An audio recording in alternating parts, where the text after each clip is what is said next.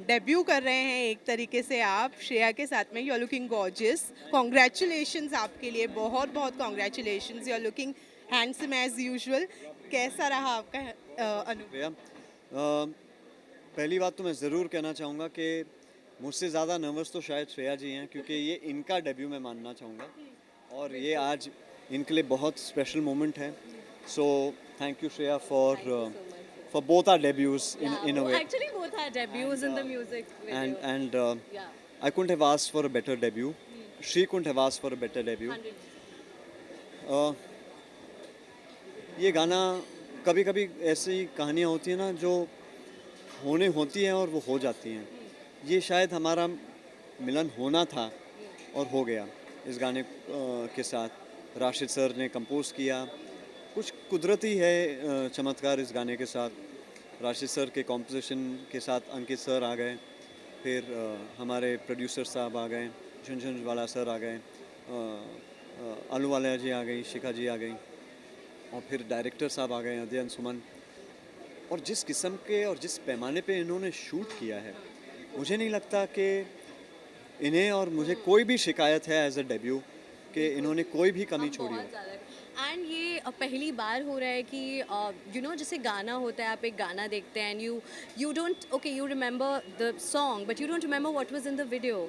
And this is actually such a beautiful story which is both prequel and sequel based, and I just hope that the audience loves the part 1 because part 2 and part 3 are really really amazing stories and audience हमें बहुत सारा प्यार दे।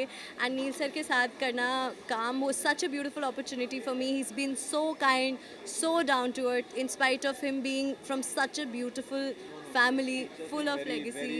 So yeah, it is my dream come true debut. Thank you Shreya for all those compliments, but right back at her.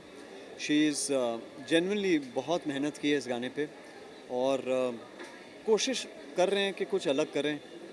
जब भी आप देखें, अगर मेरी फिल्मोग्राफी को भी अगर देखें, जब भी कुछ करता हूँ तो कोशिश करता हूँ कि कुछ अलग करते हुए आपके सामने आऊँ।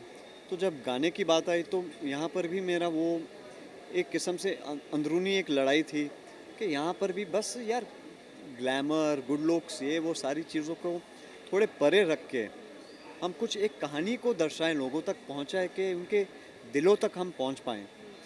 नहीं तो कहाँ एक ग्लैमर के गाने में मेरा पहला शॉट है कि मैं खून के साथ लथपथ हूँ, मैल है मेरे चेहरे पे। कौन एक्टर करेगा आप बताइए, कौन करेगा? पहला ओपनिंग शॉट जहाँ मेरा चेहरा दिखता है, इनका पहला डेब्यू सॉन्ग, और ना इन्होंने वैनिटी वैन कहाँ हैं, कौन डिज़ाइनर है, कपड़े क्या हैं। हमने कहा एक दिन की कहानी है, एक कॉस्ट्यूम होगा। इन्होंने कहा फैंटास्टिक। मैंने कहा अरे wow, what an actor I have. Director उससे ऊपर, डायरेक्टर का विजन जो था, अध्ययन सुमन ने जो जिस किस्म से इस गाने को निर्देशा है, आई थिंक इट्स स्पेक्टैक्युलर। बहुत बड़े पैमाने पे शूट किया है। तो उम्मीद वही है कि हमारी जो ऑडियंस है इस गाने को पसंद करे, देखें हमने कितनी मेहनत की है। और जैसे श्रेया जी ने कहा कि पार्ट 2 पार्ट 3 है गाने का, ये तो बस शुरुआत है, आगे देखिए क्या होता है। और आज दिन भी बहुत खास है। We are celebrating 100th anniversary today. क्या कहना चाहेंगे, कितना मेमोरेबल है ये दिन आपके लिए? क्या कुछ याद आता है? वेल मेरे हिसाब से तो मुकेश जी 100 साल भी कम है उनके लिए, 1000 साल भी कम होंगे। ऐसे उनके गीत हैं, ऐसा उनका प्यार है लोगों में। और मैं कह नहीं सकता ये, मैंने उनसे कभी मुलाकात मेरी हुई नहीं है मेरे दादाजी से, बट आज तक जो जितनी इज़्ज़त और जितना प्यार मुझे अगर मिल रहा है तो वो इसलिए है क्योंकि मेरा नाम है नील नितिन मुकेश, इस वजह से। लेकिन लास्ट जनरेशन सुनती आ रही हैं और सुनती आएंगी। बहुत गाने आते हैं जो आते हैं मुकेश जी की, तो everybody, my children, their children, my father, their father.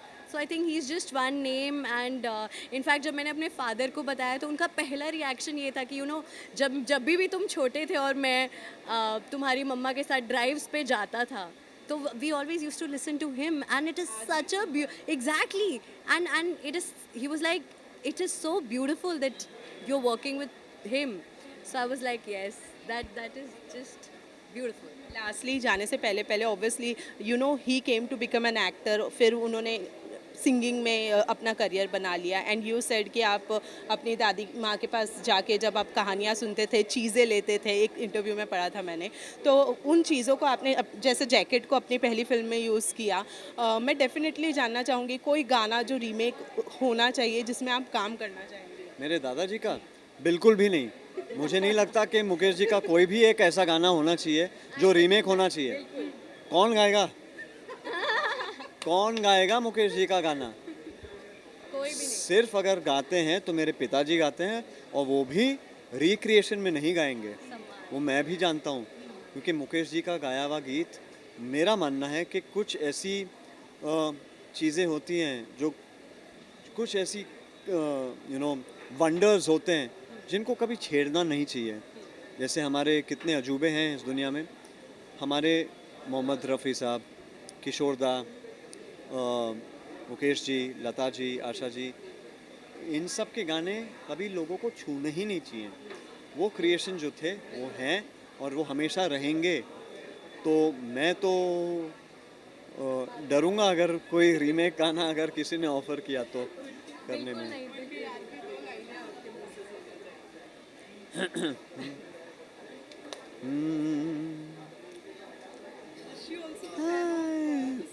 She love singing. आप भी गाना गाती हो क्या? टाइम पे एंट्री मारी आपने।